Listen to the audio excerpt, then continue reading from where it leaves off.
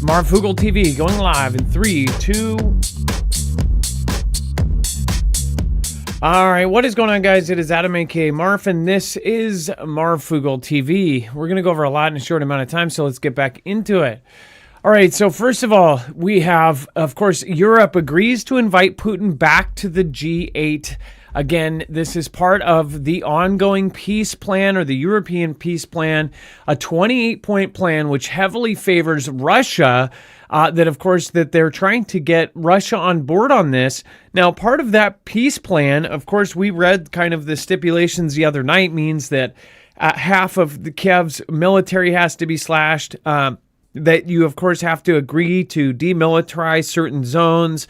Russia will get Donbas, and Crimea will be officially accepted by everybody. These are all things that, of course, Zelensky is not a part of, and then Zelensky's going to his own peace plan where he's supposedly not going and meeting, either Trump or Putin. So it's just really a bunch of smoke up our butts. I mean, it's like we're constantly being filled with these peace plan, ideals, but then it never ends up working out. Now, is this going to happen where they, make everything accepted on Russia's side, and then all of a sudden Europe says, "Well, we can't do this. We can't agree to this." Well, they're saying essentially they'll agree to this if the peace plan goes through. Well, the peace plan also requires Kiev and Ukraine and all of these other hawkish countries that have been basically spending up all of their money, putting up air defenses and putting up trenches and digging holes, getting ready for a massive, massive war. Meanwhile, they are all doing some sort of draft or, conscriptment. And it's like, yeah, it really seems like they have a lot of confidence in this. We'll talk about this and much, much more on tonight's episode of Marfoogle TV. So stick around. We'll be right back right after this.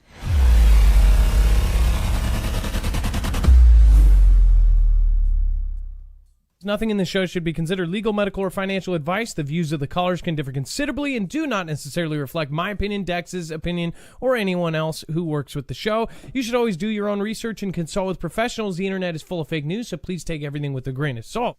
If you have not already, it helps us out if you end up going through any of our affiliates, and it helps you out if you end up protecting yourself against cybercrime.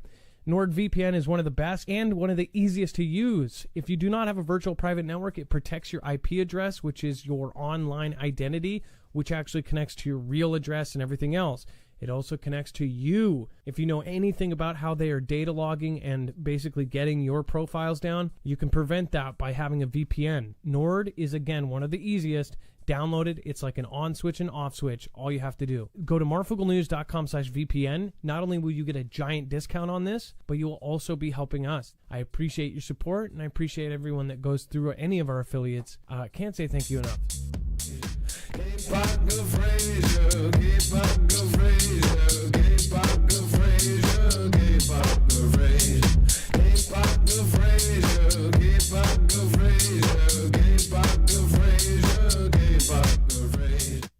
What is going on, guys? It is Adam, aka Marf, and this is Marfoogle TV. Let's bring in my co-host/internet brother, Dex James. What is going on, and how are you guys doing today?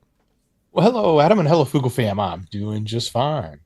So talk about the second part to this coming out at the same time, which is U.S. and Ukraine signal peace plan progress after the Geneva talks.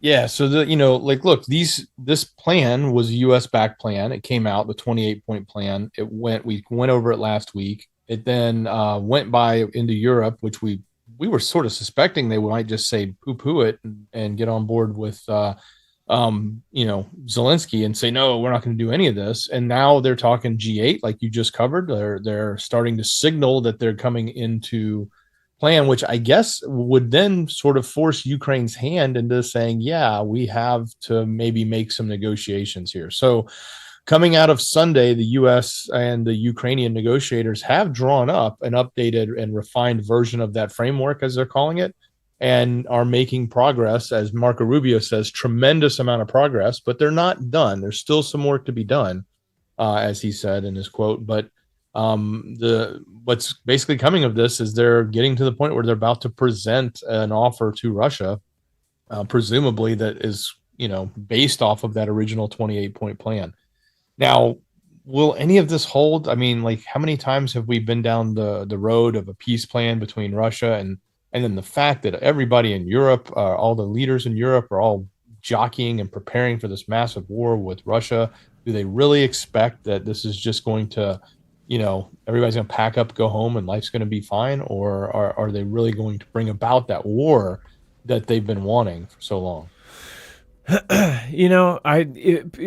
People change their views day to day. I see everybody just kind of believe what the mainstream has told us. The mainstream has told us so many, times that, this is going to be this and this is going to be this. Pretty much if the mainstream says it, I'm on the opposite tip. I honestly, if you look throughout history, you look at history repeating itself, and during peace times is when we go to war, not during, the worst times ever. In fact, the worst times ever, like the Cuban Missile Crisis and things like that, usually it backs down. Usually it looks like it's going to be a very peaceful kind of outcome, and then all of a sudden that's when it gets the worst.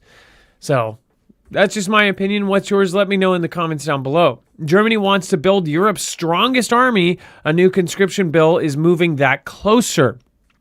Now, we've talked about Germany, and several other countries now are either adding conscription back or moving towards it again. A lot of these countries already had it. This year, German Chancellor Friedrich Merz pledged to build Europe's strongest army, a tall order for the country whose military has undergone years of neglect. The coalition government is hoping a new bill agreed upon last week will help make this a reality, bolstering Germany's forces in the face of the perceived threat from Russia and a significant shift in U.S. foreign policy. The sweeping new reforms will see Germany attempt to boost its numbers to 260,000 soldiers, up from around 180,000 currently, in addition to an extra 200,000 reservists by 2035.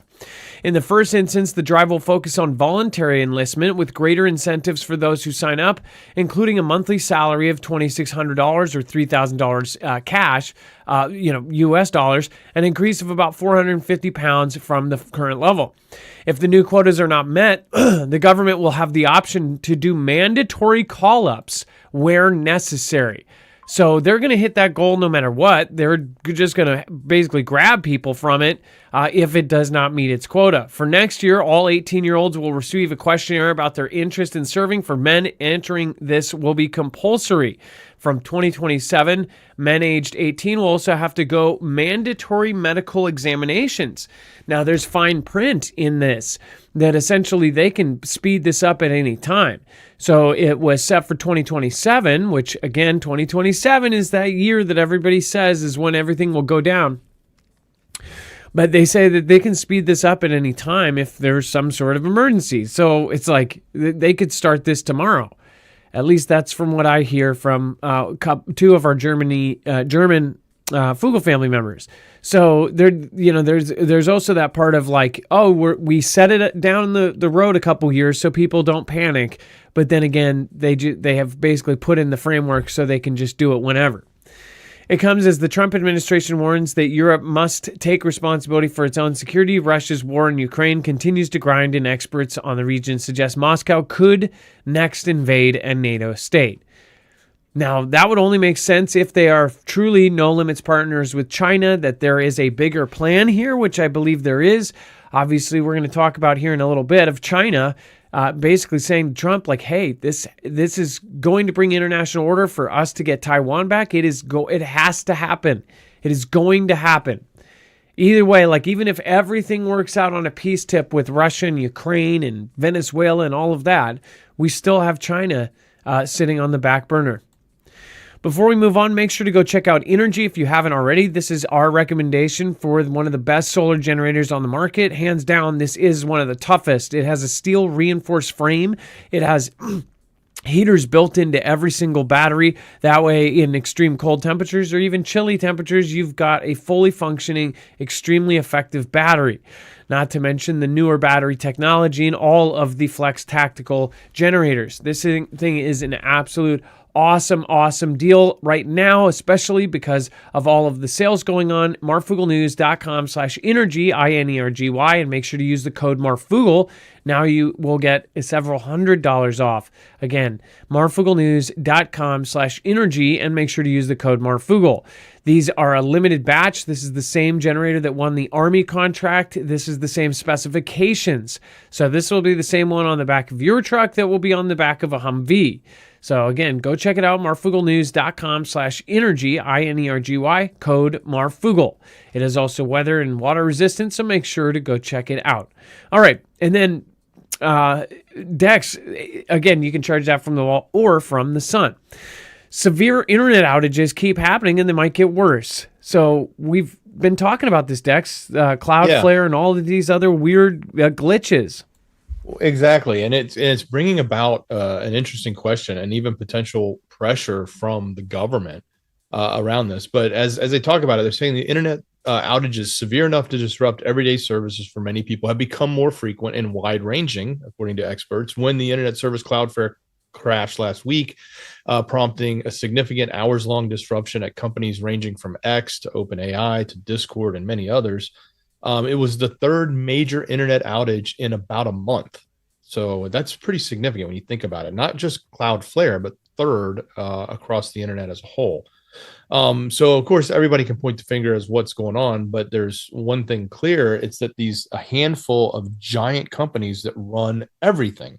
So when you go back to looking at like what are some of these major outages, you've got the Amazon outage, Amazon Web Services. When it went down, it felt like almost all of the internet went down because a lot of things are built on Amazon Web Services. Of course, when Cloudflare went down, a lot of things that all use Cloudflare at the front end caused their services to fail. And then you had Microsoft Azure, or one of the Microsoft platforms had gone down, which also had a significant loss of access to the internet for lots of people in different applications.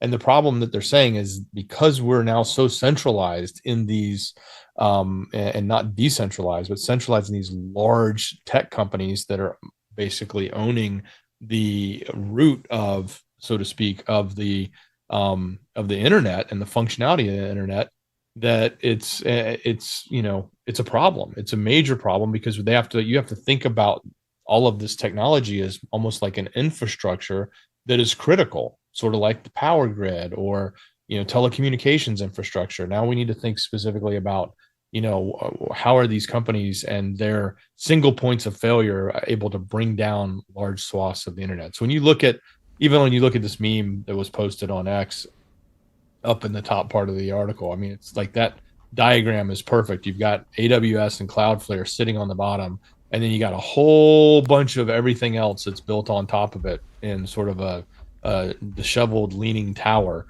which represents the internet.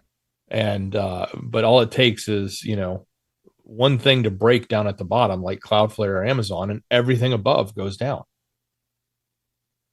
And of course, it has the angry birds. It's like one little thing knocks this down, and then everything falls down.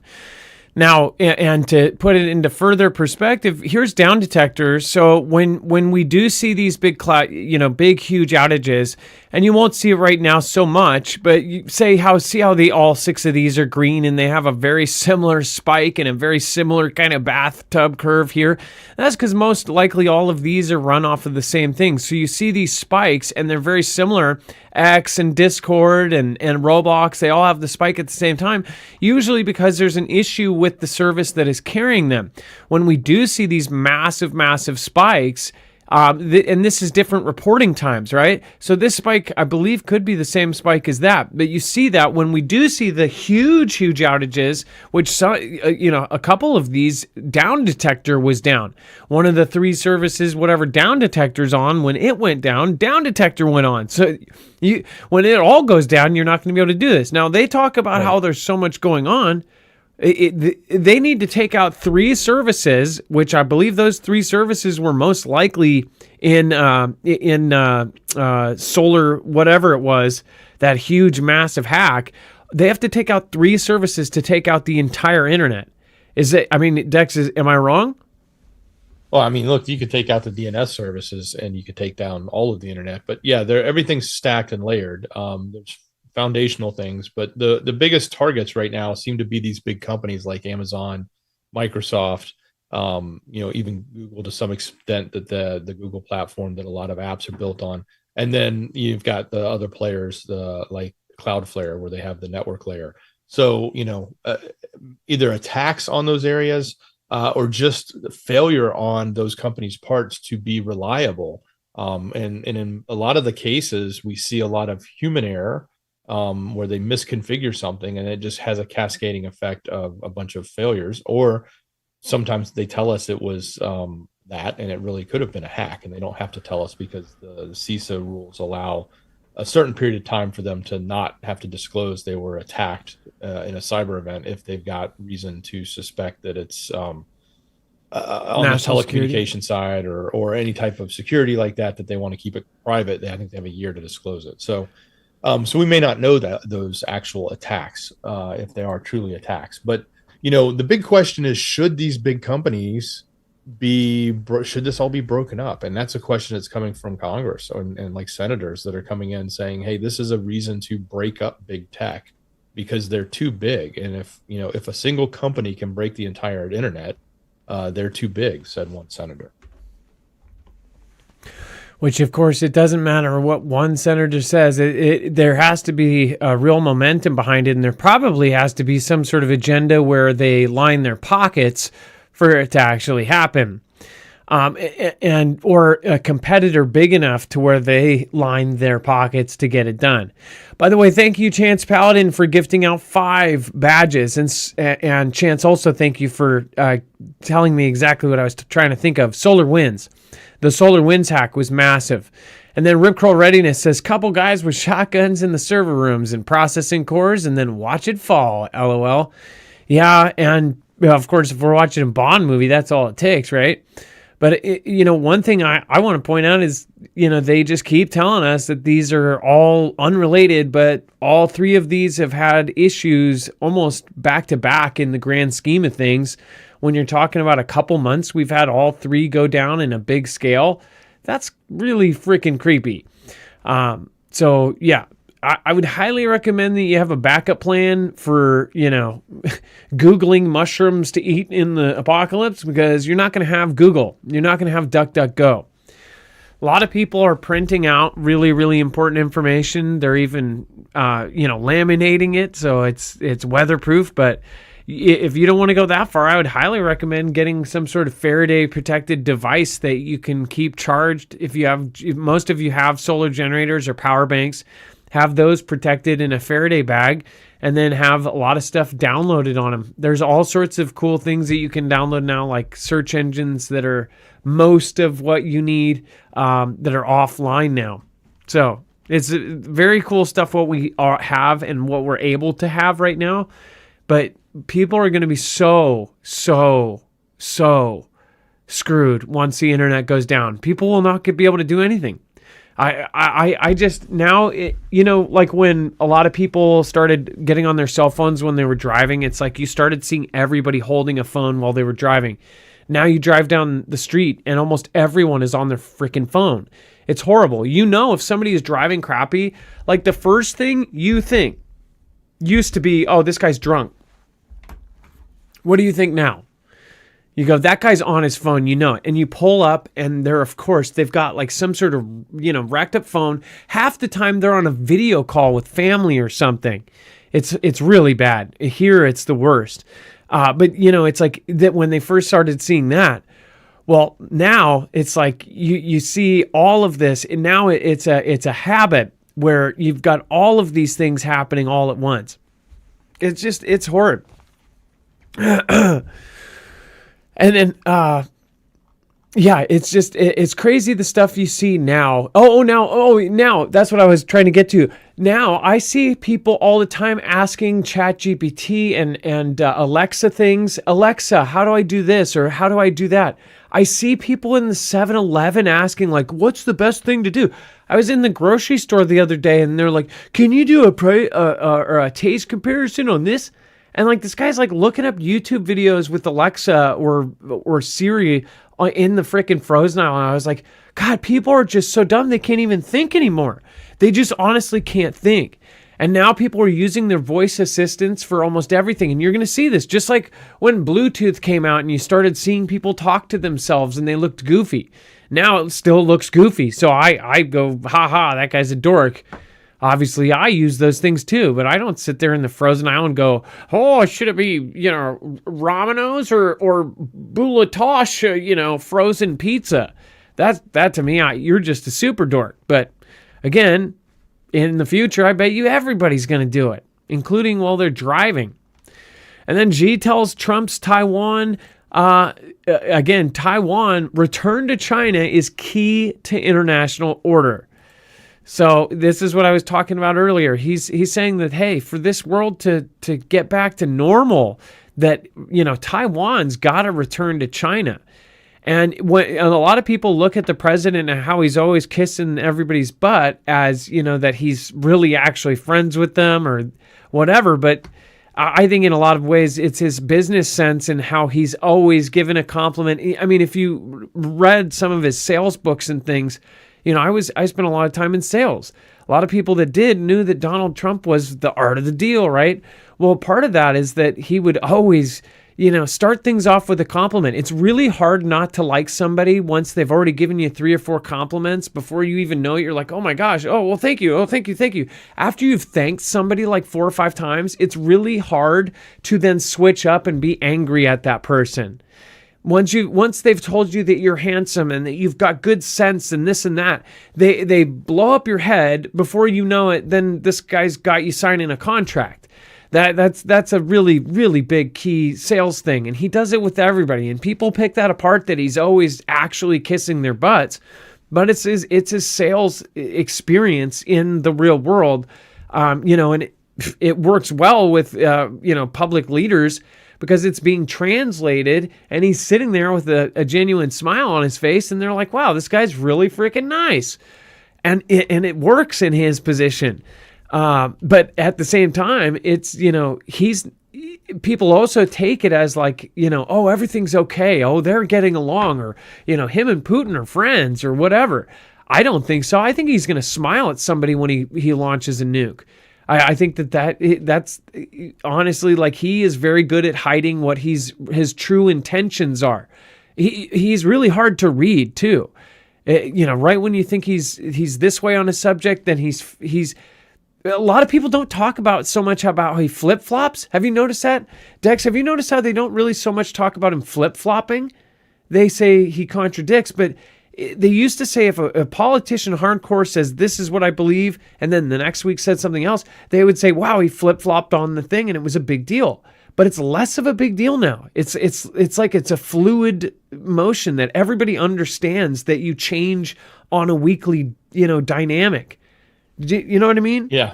Oh, exactly. I mean, look, good leaders and good business people, which, some might say Trump is, they know how to take input and make change the direction based on that input. So a lot of times they may say one thing and 3 weeks later change their opinion. And it's not that they've changed their fundamental core belief. It's just that they've got a different read on how something's going to work. And they just stick to the old way, it may not be successful. It typically isn't. And that's the difference between success and failure, is if you can react and make changes quickly to the information you're given.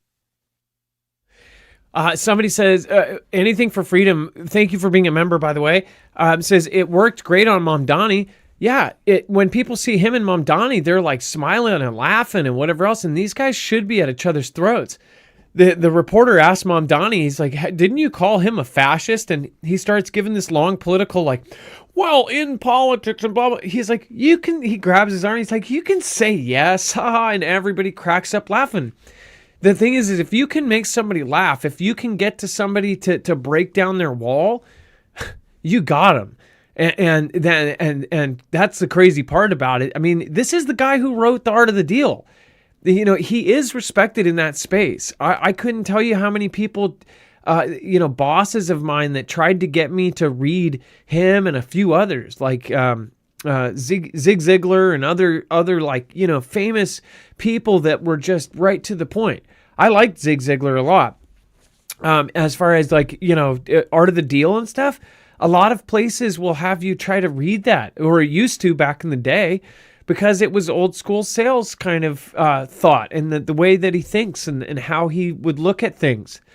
So when you recognize that, and I know a lot of you that are salesmen out there totally recognize what he does. And I think that there's so many people in retail and sales that there's so many people that can relate to that they like it, and it instantly brings their walls down. They're like, oh, we know what that guy is. That guy's the closer. And he is. I'm not afraid to say it. He's a closer. He gets his coffee.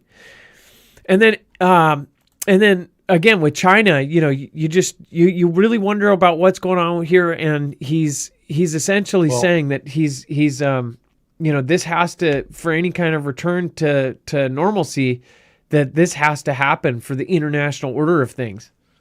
Exactly. So this came out of a surprise phone call today.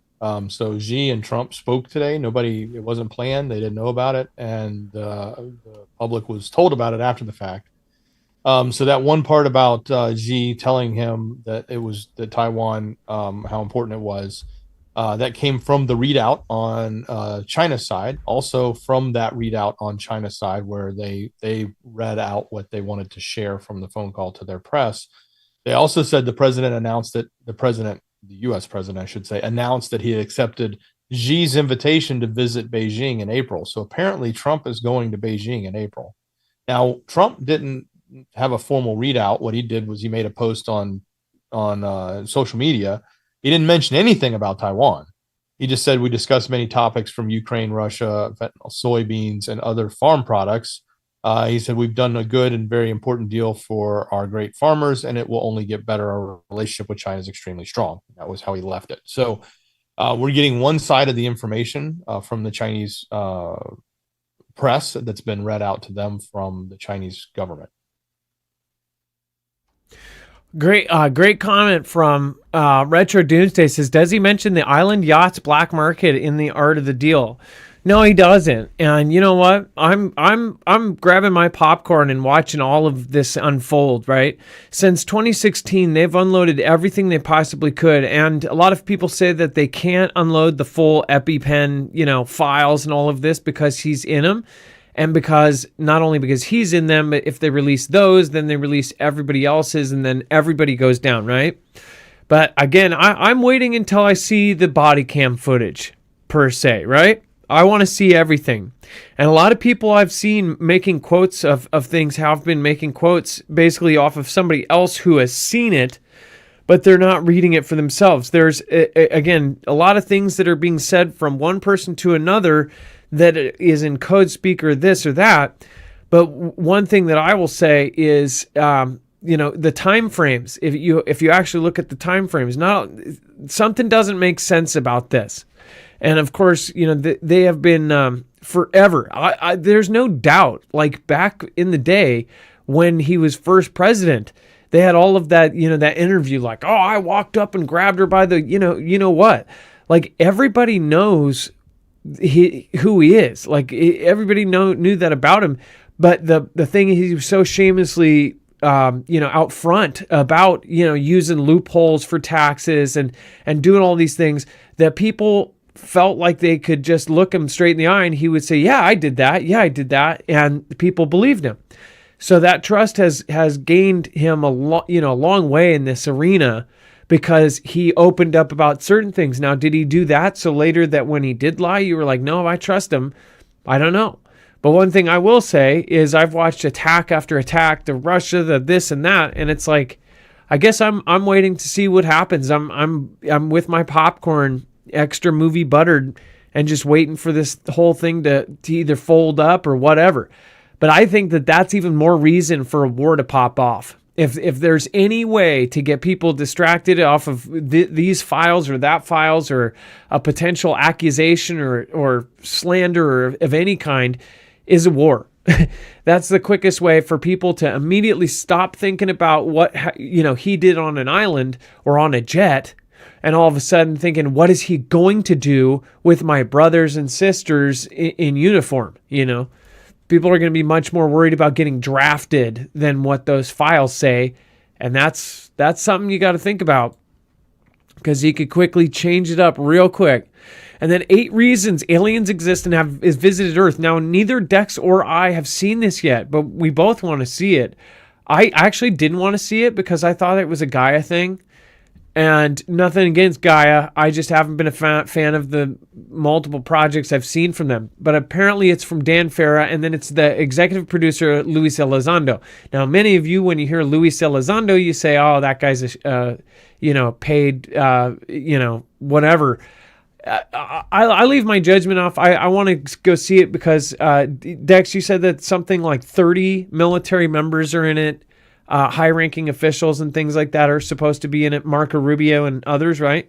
Yeah. So his goal, Farrah's goal when he set out to make it was to only speak to high-ranking government officials or high-ranking military officials. So there's like 30 members from U.S. government, high-ranking politicians from both sides of the aisle, like Marco Rubio and Kristen Gillibrand and others, senator, and obviously Marco Rubio, Secretary of State. And his goal was to get them to talk about anything that they would spill on their knowledge of the unidentified aerial phenomenons or aliens or anything like that. And the gist of the story at a high level is that there is some sort of technology that we're in a race with China and Russia to reverse engineer. And we may have already done it for all we know because it's super top secret. And even on a need to know basis, the presidents don't always know and aren't even told all of the details of what's happening there. Apparently, and that all of this information sort of came out through these 30 or 40 different interviews he did for this documentary. But the top sort of 8 things, there's otherworldly vehicles, which, of course, we all know about the Roswell incident. There was other incidences that have happened around the globe that other countries like China and Russia have their hands on. The fact that there is a multinational race, meaning that China, Russia, and the U.S. are racing right now on that technology. There's FAA involvement, that the FAA doesn't track it, and it's going to become a security problem. There's of course the deep water knowledge, where they're saying that if there is technology here and it wants to hide in plain sight, it's going to hide in the depths of our oceans because nobody here can see it. We're not going to go that deep. We can't go that deep. They talk about the different size giant crafts. Of course, they talk about humanoid and aliens.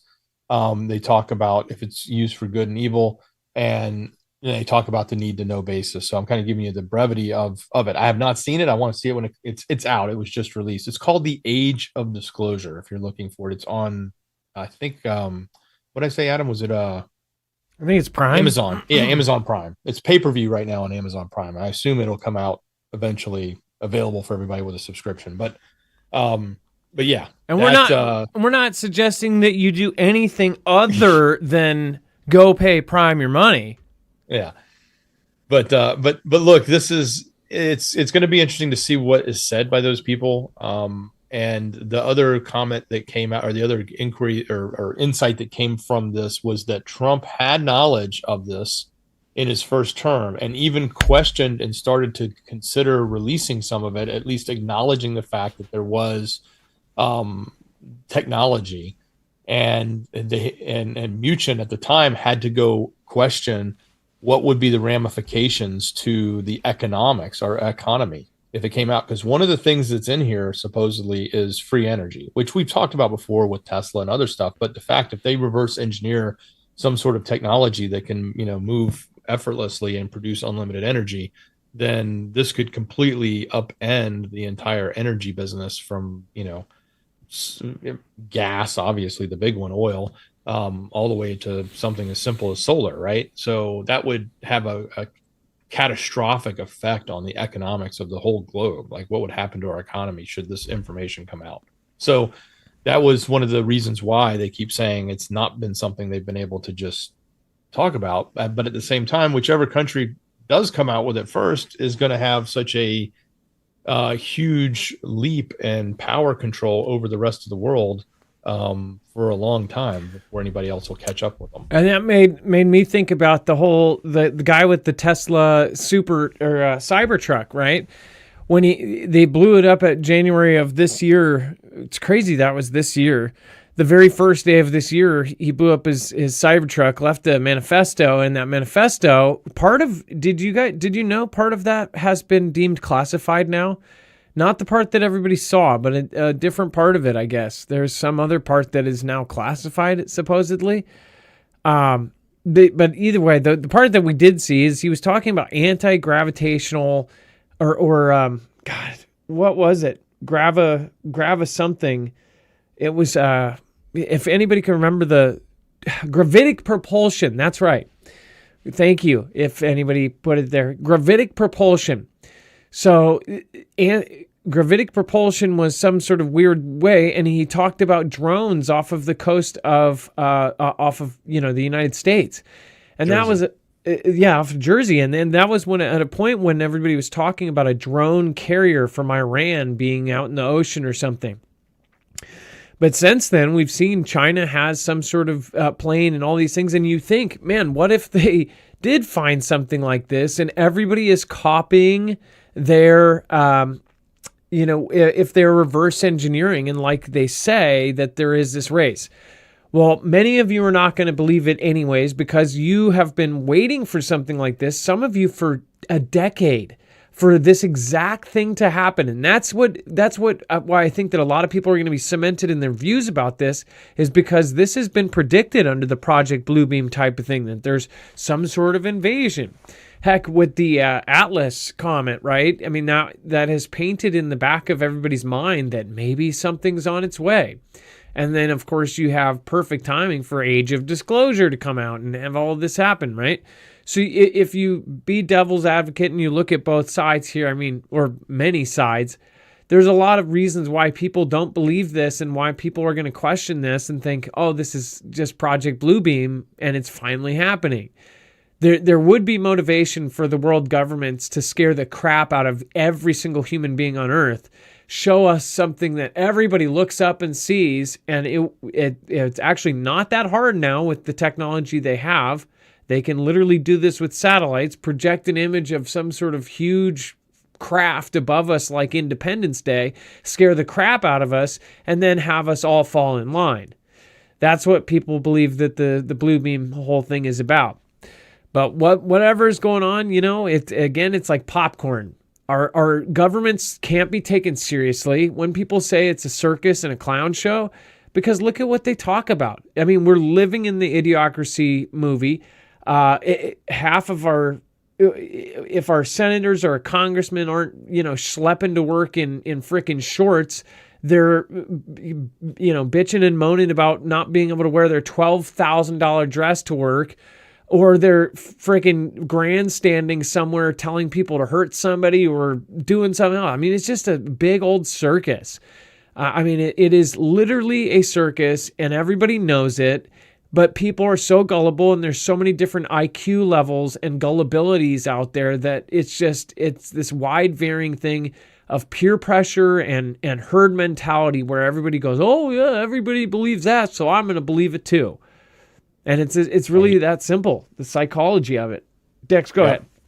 So the director of this, Dan Farah, if you remember, he directed Ready Player One and The Phenomenon. So he's got some credit. I think he even worked with Spielberg too, which he credits for him wanting to get more interest in some of the alien stuff as it relates to some of the movies Spielberg did in the past. But look, the movie just came out. It actually started its Oscar qualifying run, as they call it, opening in New York and Los Angeles, also on Amazon Prime, as we said earlier. But it was debuted in March, and I'll give you a critic's point of view. So Owen Gleiberman said, why doesn't it include more convincing video in this era of pervasive surveillance?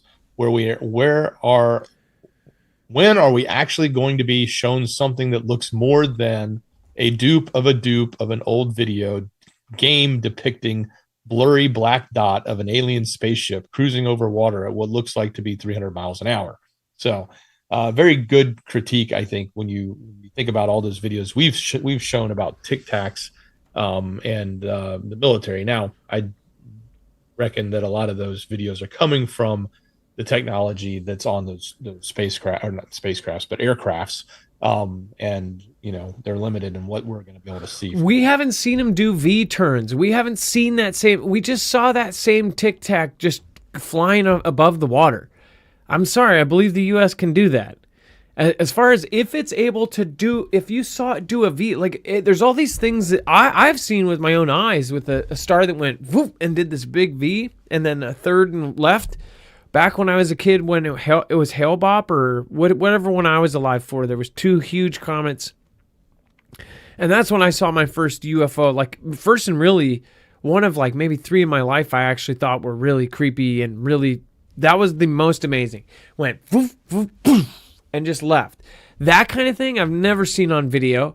I've never seen anybody replicate it. But that if somebody had the Tic Tac doing that, then I would think that's physics bending, right? But what we end up seeing is, and then zooming in and out on a freaking camera. But when was it released? Even if it was released 5 or 6 years ago, AI, as far as what the government had, was years, maybe a decade ahead of what the public had. So you really wonder, did they just make it look just as now people can do, and they can make your Ring doorbell camera look like a bear took your baby? I mean, it makes you wonder.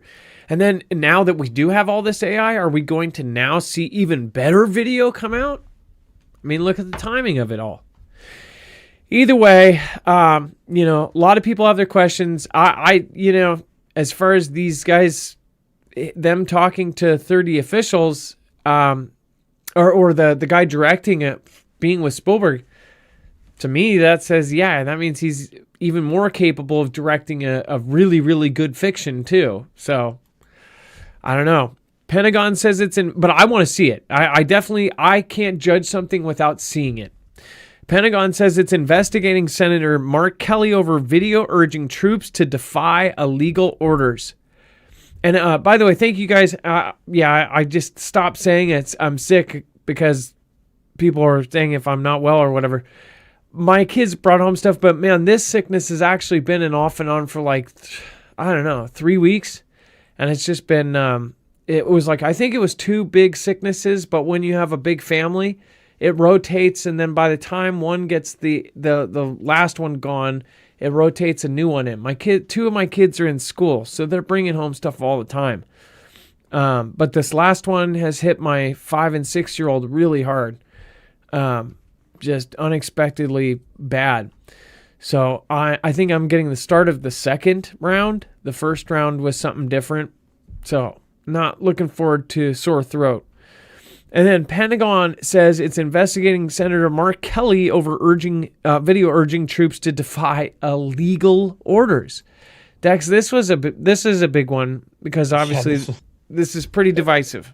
Yeah, it's divisive and it's also strange. But look, the Pentagon announced Monday it's investigating Democratic Senator Mark Kelly of Arizona over possible breaches of military law after the former Navy pilot joined a handful of other lawmakers in a video that called for the troops to defy the illegal orders.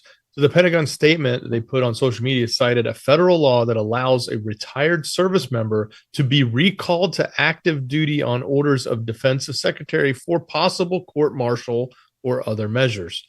So it is an extraordinary for the Pentagon, which until Trump's second term had usually gone out of its way to act and appear apolitical to directly threaten a sitting member of Congress. So I don't know if I've ever seen that happen before. I got to agree with that statement, even though this is obviously a divisive article here. But it's interesting, though. Think about it. I mean, so you've got a senator who's a former Navy pilot who obviously at this point is retired because he's a senator. And he makes a statement that the military doesn't like or goes against military conduct, and military is going to reinstate him for the purposes of court-martialing. So he will actually be, if this goes down, somebody that does go through a military tribunal for as many times as we hear those rumors of those things happening in strange places, not on the continental U.S. But yeah, I don't know if this will really go that far. It's probably just rhetoric flying back and forth from Hegseth towards Mark Kelly, but it is a threat coming from the Pentagon. There's a small part of me because they talk about it comes after the president ramped up the rhetoric of accusing lawmakers of sedition, punishable by death. And back in the day, we talked about this with Mark Milley and others that really just like called China and said, hey, buddy, don't worry. If my president tries to hit the nuke, I'm between him and the nuke, going off. I'll give you guys a heads up. Like that to me and to many others was such a traitorous thing that that thing that they're talking about, that's something that in the old days they would have done. And I wonder back when they really would put somebody to the gallows, if they did that kind of thing, I wonder how often it actually happened, right? If the punishment is so harsh that people are so deathly afraid of doing it, and I mean deathly afraid of doing it, does it actually happen, right? It's not a road I want to think about going down, because if you think about it, if they applied that to citizens too, that's like our dystopian, war world. But again, I just wonder how many politicians would mess up if there was death on the line. Well, yeah, and this one's interesting though, because you're talking military, so you don't have to deal with all the courts, right? Like the Trump administration, I shouldn't even say the administration, it was the DOJ, went after, what was it, James Comey and who was the other one, the woman in New York. Both of those got thrown out, right? They just got thrown out today. They didn't get thrown out under the merits, meaning like what they did was right or wrong. They got thrown out because they found a technicality that they think that the person that pulled that started the charges was not properly seated in their position at the DOJ, so that they weren't technically in the right job when they started it. They weren't put in there the correct way. Who was so that a judge other did person? that. A judge threw it out. Who was the other woman? Was it the black Was it lady? Letitia, is that her name? Letitia James or something? Yeah. Okay. Yeah, it was her and Comey. So those were the two that had just recently been charged, and they've both been thrown out now. Okay. Yeah. Now, I guess they may be able to retry and just have a different prosecutor bring the charges up again. I don't know how that works, but my point is, anything that's happening in the judicial side, you've got all these different, what some would call activist judges on both sides, mind you. I'm not going to pick a side here, where they play, to what's in their favor, and they do these different things. And you don't have that I would assume you don't have that as much in the military, in the tribunal, or in the, court martialing that happens in the military. So if this thing really goes somewhere with Mark Kelly, if the Pentagon is really talking about doing that, it'll be interesting to see, does it, actually get momentum and not have to go through the rigmarole that all these other court cases go through, from this judge to that judge, until it works its way up to the Supreme Court. As Jake Mullen says, it only ends in the Supreme Court. And then before we talk about the Thai woman found alive in a coffin being ready to get cremated, I do want to remind you guys, make sure to go get yourself protected against both EMP and CME, a Carrington level event from the sun with an EMP shield. They are now officially calling it the Black Friday sale, which I told you guys to wait for months. And honestly, it's not good for us to tell you to wait to buy an affiliate. How affiliates work is we get a small commission if you go and buy it. But I did that because this was, we knew this was coming. Every Black Friday, they do a bigger and bigger and bigger and better sale. They have now beat every previous sale, biggest sale in 4 years, and that is 25% off from them and $50 off from us. Again, make sure to go check it out. It is, again, at marfooglenews.com/EMP, and make sure to use that code MARF. If you've been on the fence, that means if you buy one device, you'll get $50 off plus 25% off from them. Again, if you get 2, 100, 3, 150, 4, 400 if you want to do your car, truck, motorcycle, generator, and you get their 25% off. Our grandfathered in discount has always stacked on top of it. And again, I'm super glad that we do have that. We were with EMP Shield since they were a tiny, small building in Kansas, making them all by hand. Now, they still all make every single one of them by hand. They're just a lot bigger now that they have all of the military contracts with agencies like DHS and DOD and the DEMSO team helping protect the Texas grid, of course, FBI, Air Force, all that.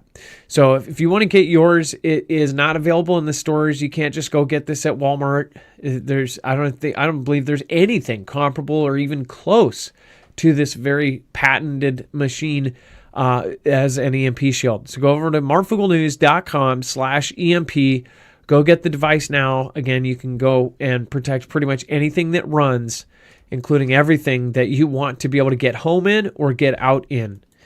All right, and then the Thai woman being found alive in coffin after being brought in for cremation.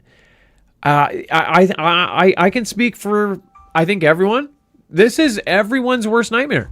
Dex, this is like they literally, to the point where back in the day, they used to put a string and a bell in the graveyard, a string that went up to the top of the ground with a bell on it. So if, just in case, if you found and woke yourself up in a coffin, that you would be able to ring the bell, and there was 24/7 somebody at the graveyard that would hear the bell and dig you up.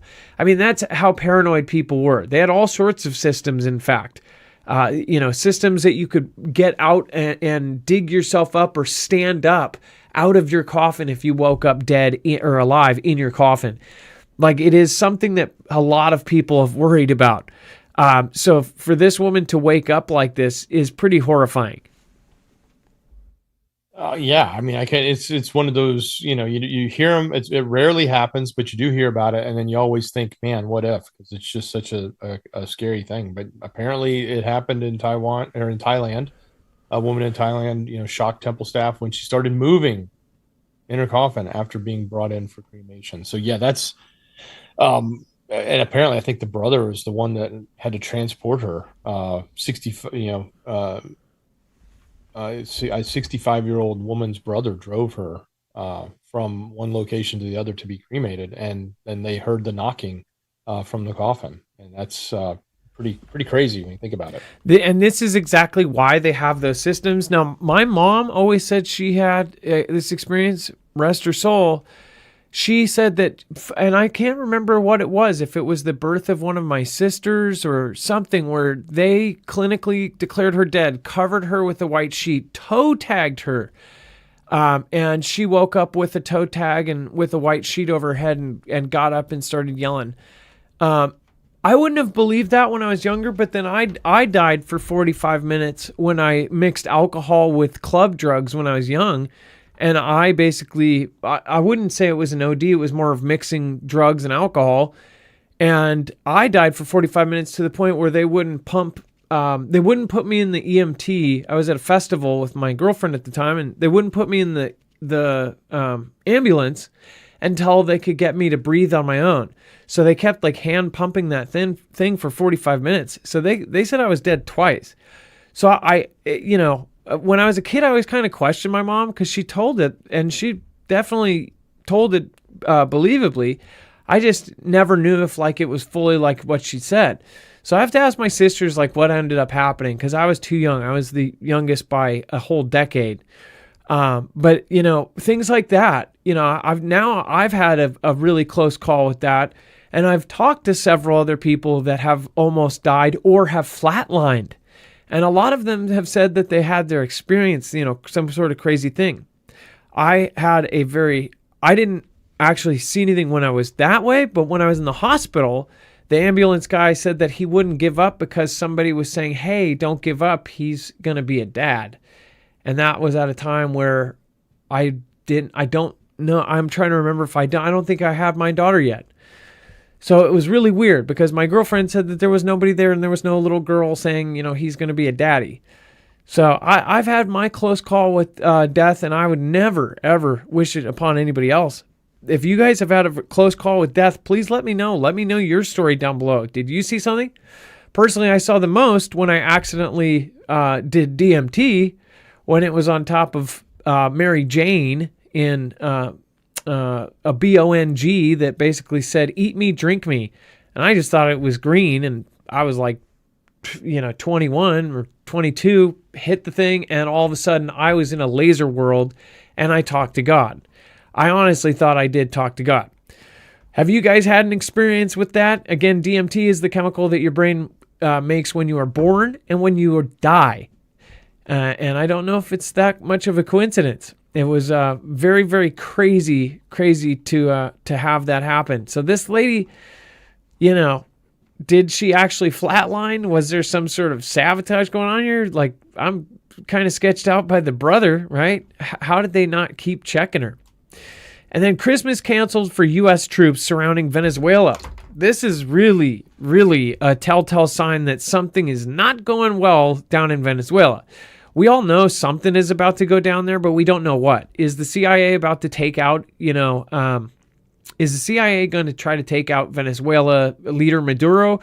Are they going to do a land, involved operation where they, invade? Are they going to do tomahawk strikes on the royal palace? Like, we don't know what's about to happen. But what we do know is they're canceling Christmas for many of these soldiers. And we told you this before. Do you guys remember? We told you that Fugel family member were not getting leave for the next 3 months. And this has happened at least 3 times during serious times where the Fugel family members are not told, the active duty members are told not that they can't go home, that they do not have any idea when they will be able to get leave. And this is especially odd because it's Thanksgiving and Christmas. A lot of them, they do, try to prioritize that. But they're saying that most all of them are being told no right now. We told you this like 3 or 4 weeks ago with all of the people that are stationed in the Caribbean. They were told no. So, because usually Dex, what is it again? You guys in the military, don't you guys need 30 days before, or 60 days or 90 days that you have to request it? They were being told basically no. So this isn't a surprise to me. Look, Maduro even foretold this. Remember we covered him moving Christmas to October 1st because he knew Christmas wasn't going to be around for Venezuela. So remember that we covered that. Well, that was on their side though. This is on our side. He declared October 1st would be Christmas, so they could have Christmas before things got bad. And how has Maduro kind of seen the future on this? I'm assuming that he is talking to Russia intelligence, and Russia operators are inside, the highest level of our government, just like China is and others. And I'm assuming that they're getting intelligence either from Russia or China, because really Maduro has been ahead of a lot of that. Now, we're hearing from mainstream media that he's afraid to sleep at night, that he's afraid that they're going to take him out. Like Dex said earlier, like that makes a lot more sense than, these drug dealers not being able to sleep at night, worried that their speedboat is going to get hit. Have you noticed that they did a bunch of the speedboats at the beginning and now they really haven't? I don't think they've hit any more, or they just kind of stopped, but yet they still have all of these destroyers, submarines, aviation units, 15,000 troops sitting there. It's like nobody believed it was for the boats, but if they just publicly face it, tell it long enough, people go, oh, yeah, no, they're just trying to stop the drugs from coming. I personally don't think that they care about the drugs much. If any president was to care about drugs, it would be President Trump. Everybody knows that he's been straight laced, no drinking, no drugs or whatever. So because his brother or somebody was an alcoholic and killed themselves doing it. But I still don't think that that's the agenda here. I think it's overall money, and I think it's overall, a power thing with the United States, and possibly part of the whole trying to stay at the top. I mean, I'm sure we've done a lot of things over the last 10, 15 years, well, forever, that have tried to keep us at the top. Now we actually have to worry about it, with Congress people saying that China is now a capable force, essentially, that could potentially take on the United States and even win. Dex, all these aircraft carriers, everything that's there, it's pretty obvious that something's pretty serious here. Well, yeah, certainly serious. I think it'll also be one of the first times in recent years, modern times, that our modern technology would go up against Russian technology, because Venezuela has mostly been outfitted by Russia. So it'll be very interesting to see what gains Russia was able to get out of the Ukraine war against the U.S. technology, and how that would be applied to Venezuela, and then what would happen via airstrikes or tomahawks or whatever missile launches we do uh, into Venezuela, assuming we do that, or even ground strikes for that matter, and putting troops on the ground. Like, what does that look like, and how it is defended on their part, and what would the outcome be of the Russian technology against the U.S. technology? Doesn't Nicolas Maduro here look like he's hosting like SNL or something? I would love to watch that. Like, Maduro on SNL. It's Saturday night live. I don't know. I could see it. I think he's just just a big old teddy bear. I think he's a nice guy. I think that everybody's kind of pegged him wrong. I think that he just really wants to help the world. He wants to help the Venezuelans do really well. He wants to give them all hugs and kisses. And, the world doesn't really, not a lot of people get that. It's a overly masculine world where they just want him to be this, big warmonger. He's just a hugly, cuddly type, That's what I see him as. I think, he should be on SNL, not on a milk carton. You know what I mean? You guys get it. All right. And then that's sarcasm, by the way, for the 4 commenters that won't get it. And then, of course, if you haven't already, make sure to go check out Harvest Right. It's a Black Friday sale, so all of the affiliates have some sort of deal. They have a huge $1,000 up to $1,000 off on a huge line of their machines. So again, make sure to go check this out. It's one of the best built freeze dryers on the market. When there is an emergency situation, when we hit 2019 and all of that, people were just absolutely just raking people over the coals for these same machines. They were overcharging. They were buying them and scalping them, basically. So again, don't get caught in a situation like that. If you do invest in a system, they are not cheap because these things are extremely, extremely well built. They are a tool that can essentially make you independent. You can freeze dry all your foods without, spending anywhere from $10 to $15 per meal to get it all pre-packaged for you. You can pack all your own stuff into Mylar bags that will last up to 25 years. You can pick your dietary needs. You can turn it into a hobby. A lot of people have. Go check it out, marfooglenews.com/freeze. And of course, even if you don't have the money to get one right now, go enter to win one. There is a contest there. All right. And then, Dex, thank you so much for your service today. I appreciate you. Much love. Great job, brother. All right, you guys, you have a wonderful night. Be safe, be prepared. And Marf out. Thank you so much to Chance Paladin. I believe you are a top supporter tonight. Thank you, thank you, thank you. And then thank you, Uncensored. Thank you for 30 months. And there's a couple others that we'll be thanking over on Marfoogle Jams. I won't be long tonight because if I'm stuffed up, I'm tone deaf. So, all right, you guys, have a wonderful night. Be safe, be prepared, and Marf out.